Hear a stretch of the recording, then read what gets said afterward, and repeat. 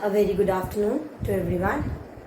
This is CS Rashmi Jain and we are continuing to our chapter NPO. This is video 3. हमने video 1 पे देखा कि recipient NPO होता क्या है, रिसिप्टेंट पेमेंट अकाउंट का मतलब क्या होता है, कैसे बनाते हैं, ओपनिंग बैलेंस होता है, क्लोजिंग बैलेंस होता है, उसके अंदर क्या चीज़ें डलती हैं, फिर हमने इनकम एंड एक्सपेंडिचर अकाउंट देखा. अब एक नया टॉपिक ले रही हूँ जो इनहेरिटेड पार्ट होता है, that is fund based account. Fund का मतलब क्या होता है? डोनेशंस, रिसिप्ट्स, जो हमें पैसा मिल रहा है उसकी अकाउंटिंग करने का एक तरीका है. वो तरीका सीखेंगे क्या है. फंड और donation whatsoever you want to use, it means amount received by NPO for a purpose. अगर मुझे कोई फंड दे जाता है, कोई डोनेशन दे जाता है एनपीओ वालों को, that is a receipt for NPO. तो उसकी ट्रीटमेंट क्या है? दो टाइप के फंड या डोनेशन हो सकते हैं. दो टाइप के फंड हो सकते हैं. एक हो सकता है जर्नल फंड और एक हो सकता है स्पेसिफिक फंड, या जर्नल डोनेशन या स्पेसिफिक डोनेशन, कुछ भी कह लो. जर्नल का मतलब क्या होता है? कोई भी आया और उसने पैसे दे दिए 10,000 रुपये, फंड में चढ़ा लो, डोनेशन में चढ़ा, that is general fund. Receipt side तो दोनों ही आया हुआ है. रिसीट में तो जस्ट जनरल फंड हो या स्पेसिफिक फंड हो, दोनों ही आएगा. बट क्वेश्चन इज दिस कि अगर जनरल फंड है, आम कोई ऐसे ही 10,000 रुपये दे गया, तो उसकी ट्रीटमेंट कैसे करेंगे? और कोई कह गया कि ये फंड तो स्पेसिफिक इस पर्पस के लिए ही काम करना है, मतलब मैं दान दे गई, मैंने कहा ये तो बिल्डिंग फंड है, मतलब ये बिल्डिंग बनाने में ही 10,000 रुपया काम लेना. मैंने कहा ये पेविलियन फंड है, ये टूर्नामेंट फंड है, ये स्पोर्ट्स फंड है, मतलब मैंने फंड या डोनेशन को स्पेसिफिक कर दिया कि तुम इसी काम के लिए उसे यूज करोगे. That is specific fund. और you can say restricted fund, मतलब रिस्ट्रिक्ट कर दिया उस पैसों को उसके यूज के लिए. अगर तो कोई आम ऐसे ही जनरल फंड दे जाए, तो हम इनकम एंड एक्सपेंडिचर में receipt side, income and expenditure में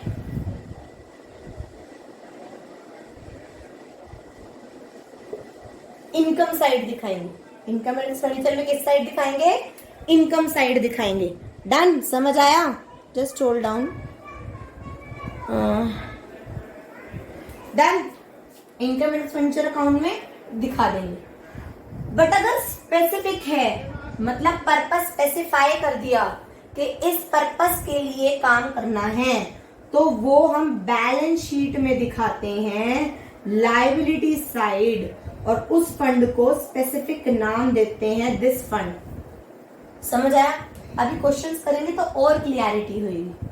बट ये चीज गांठ बांध लो, अगर तो जर्नल है तो इनकम एंड एक्सपेंडिचर अकाउंट में डाल दो, और अगर स्पेसिफिक है तो बैलेंस शीट में आएगा. डन? समझ आया? मैं तुम्हें एक एग्जांपल देती हूं. मान लो रिसिप्ट्स एंड पेमेंट अकाउंट में, रिसिप्ट्स में दिख रहा है कोई स्पोर्ट्स फंड दे गया 1,00,000 रुपए. कोई स्पोर्ट्स फंड के नाम का 1,00,000 रुपया दे गया, और मैं कह रही हूं पहले से ही मेरे पास स्पोर्ट्स फंड में 2,50,000 रुपया है, तो मैं क्या करूंगी? स्पेसिफिक फंड है, बैलेंस शीट में शो करूंगी. किस में शो करूंगी?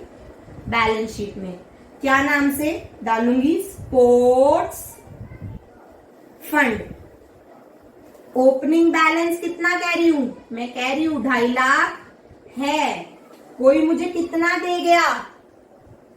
रिसिप्ट्स एंड पेमेंट अकाउंट में जो 1,00,000 रुपए लिखा हुआ है, वो मैं यहां लिखूंगी कि स्पोर्ट्स फंड में 1,00,000 कोई दे गया. अगर यहाँ पे सिर्फ फंड रिसीव्ड होता तो इनकम एंड एक्सपेंडिचर अकाउंट में चला जाता. बट अगर ये स्पेसिफिक फंड है तो कहां चला जाएगा? बैलेंस शीट में.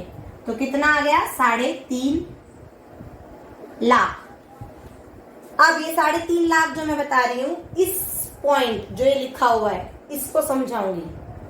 वो कह रहा है अगर मान लो ये वाला समझाती हूँ, ये वाला पॉइंट 3.5 लाख है, मैंने स्पोर्ट्स का खर्चा करा और मेरा खर्चा हुआ 3,70,000, लेकिन स्पोर्ट्स फंड में कितने थे 3,50,000, बट खर्चा कितना हुआ 3,70,000। तो मैं कहूंगी इसमें से जो एक्सपेंस हुआ 3.5 यहां से माइनस कर दो, और जो बाकी का 20,000 है वो इनकम एंड एक्सपेंडिचर में 20,000 रुपए दिखा दो। अब ये रिपीट करती हूं, अगर स्पेसिफिक डोनेशन या रिसीव हुआ है वो कम है मेरे एक्सपेंस से, फंड कितना है 3.5, बट एक्सपेंस कितना है 370, then the balance is shown in the income and expenditure account as expenditure. क्या ये पॉइंट क्लियर हुआ?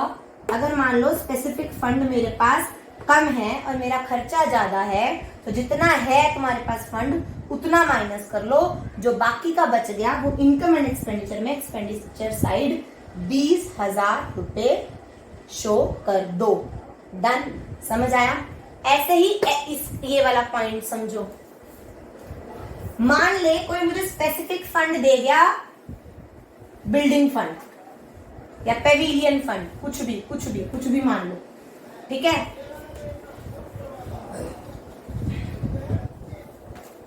पेविलियन का मतलब पता है ना क्या होता है? वो एक स्टेज से नहीं बना देते, ऊंची से स्टेज बनाते हैं पेविलियन। उसे मान लो पेविलियन फंड दे गया, कोई मुझे बिल्डिंग फंड दे गया, कोई मुझे फंड दे गया, ठीक है। अब क्योंकि स्पेसिफिक फंड है तो मैं किस में दिखाऊंगी? बैलेंस शीट में। किस में दिखाऊंगी? मेरे को कोई देके गया बिल्डिंग फंड, डन। क्वेश्चन में लिखा था कि मेरे पास opening balance already building fund में 10 लाख रुपए था, मेरा कैपिटल फंड में 3 लाख था,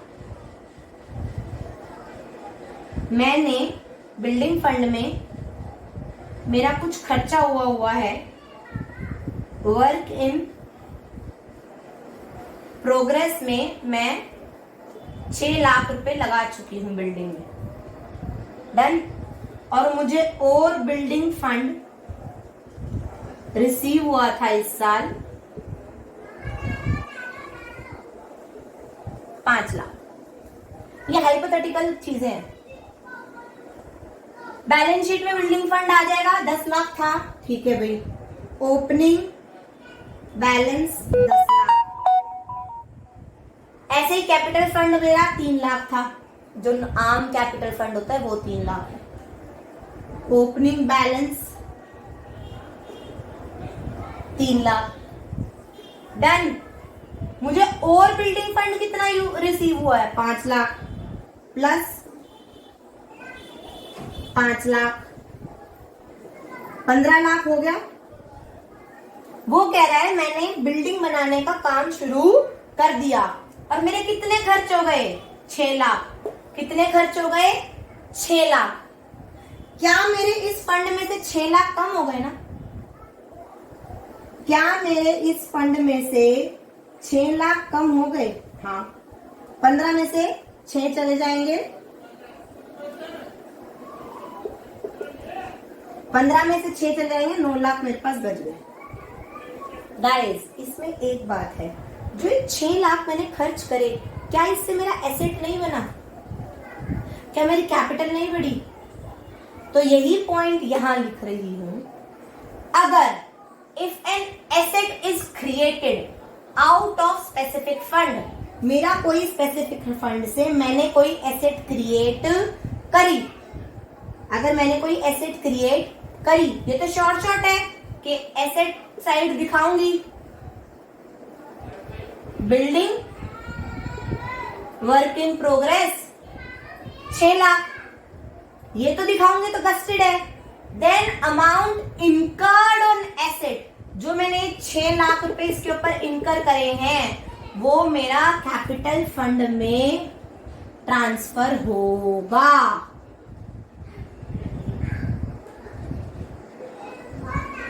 समझ आया? समझ आया? मैं दोबारा रिपीट करती हूं।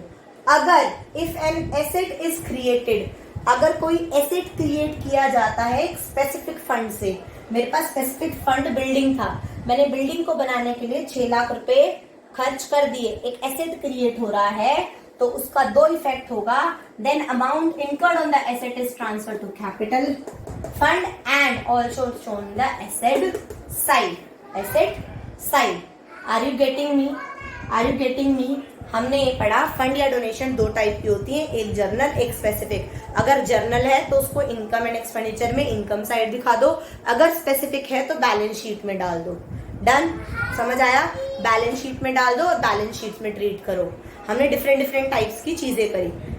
अब समझ आ रहा है? लेंदी नहीं हो रहा तो 1 या 2 क्वेश्चन करवा दूं। मैं 20 मिनट से ऊपर नहीं जाऊंगी। Let me check the it is 11 minute. I have, फटाफट इसका क्वेश्चन निकालो, इलस निकाल लो। आई थिंक इलस 5 है इसकी, जिसमें बहुत सारे पार्ट है।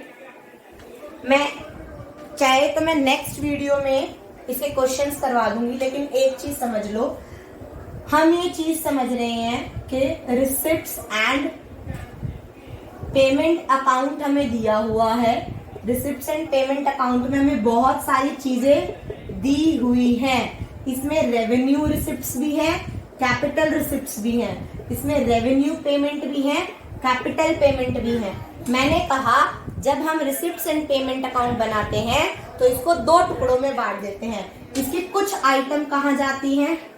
इस रिसिप्ट्स एंड पेमेंट अकाउंट की कुछ आइटम जाती हैं इनकम एंड एक्सपेंडिचर अकाउंट में और कुछ आइटम जाती हैं बैलेंस शीट में। डन? डन? ऐसे ही अगर रिसिप्ट साइड, अगर कोई जर्नल फंड है, कोई जर्नल फंड है, अगर जर्नल फंड दिया हुआ है तो इनकम एंड एक्सपेंडिचर अकाउंट में चला जाएगा, और अगर स्पेसिफिक फंड दिया हुआ है तो बैलेंस शीट में चला जाएगा। ठीक है? अगर मैंने कोई रिसिप्ट, अगर मान लो मैंने पेमेंट करी, अगर मैंने मान लो पेमेंट रेंट की करी तो रेंट एक्सपेंडिचर साइड चल जाएगी। अगर मैंने बुक्स परचेज करी तो मेरा एसेट क्रिएट हो जाएगा, एसेट में चली जाएगी। मतलब जो सारी रिसिप्ट्स एंड पेमेंट अकाउंट की एंट्रियां हैं उनको हम 2 भागों में तोड़ते हैं, चाहे वो इनकम एंड एक्सपेंडिचर अकाउंट में जाएगी या फिर बैलेंस शीट में जाएगी। Is I am clear? Is I am clear? Now I am stop. I'm not continuing this video. I'm stopping here only. And in the next video, I will going to, या फिर अगर तुम्हें इसी video में करना है तो इस वीडियो में कर लो. I have no issue. I will going to continue ILS. Done. ILS 5 we can do or back exercise. Thank you very much. We will meet in the next video.